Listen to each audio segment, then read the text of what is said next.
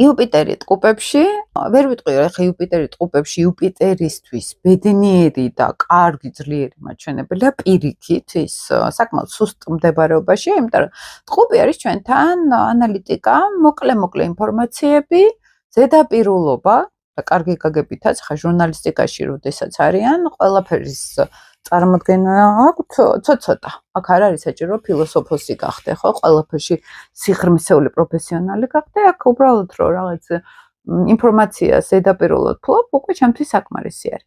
კარგი კუთხით ეს არის საკმაოდ განათლებული ადამიანი, რომელიც შეიძლება ხალხი პატივცემდეს, რომ მან ყველაფერი იცის. შეიძლება ეს იყოს, აი რაღაც ენციკლოპედია მაგალითად, როდესაც ინფორმაციას სულ აქვს.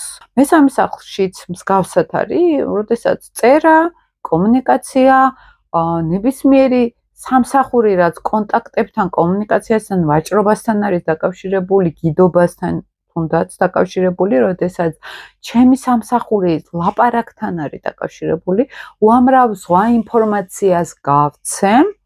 ეს არის იუპიტერი ტყუპებისთვის დამახასიათებელი. ყველაზე ნეგატიურად ვილაყბო გაუთავებლად. რომ სულ იყოს ლაპარაკი, სულ იყოს კომუნიკაციაში ადამიანი, ეს არ არეალიზებულ იუპიტერს უყურებთ აქ. ტყუპები არის მოქნილობა. ის წავიკითხე, აი უცებ ანალიტიკურად აქ რაღაცეები დავიმახსოვრე, კარგად შევკარი ინფორმაციები.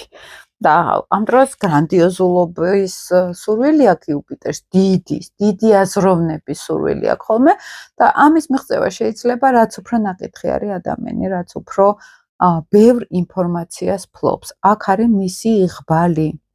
ესე რომ ვთქვათ, დები, ძმები, ნათესავები ტყუპებთან არის დაკავშირებული, იღბალი მოდის აქედანაც. ხოლმე ყოველთვის ვიღაცები ნათესავები ან თვითონ ეხმარებიან, ან მათ ეხმარებიან ეს ნათესავები, ან ორივე ერთად არის ხოლმე, ან პრობლემებიც მეტია ნათესავებისგან, ესეც არის. იმიტომ რომ იუპიტერი ყველაფერს ადიდებს. პედაგოგიკაშიც იუპიტერი ტყუპებით ძალიან კარგები არიან ხოლმე, სადაც კომუნიკაცია არის საჭირო, აქ ძალიან უმართლებთ და თვითონაც უყვართ ლაპარაკი, აბედნიერებთ ლაპარაკი და სულ ეძიებიან ინფორმაციებს, სულ რაღაცას კითხულობენ, ან სულ რაღაცას უსმენენ. ეს მოთხოვნილება აქვთ შინაგანი.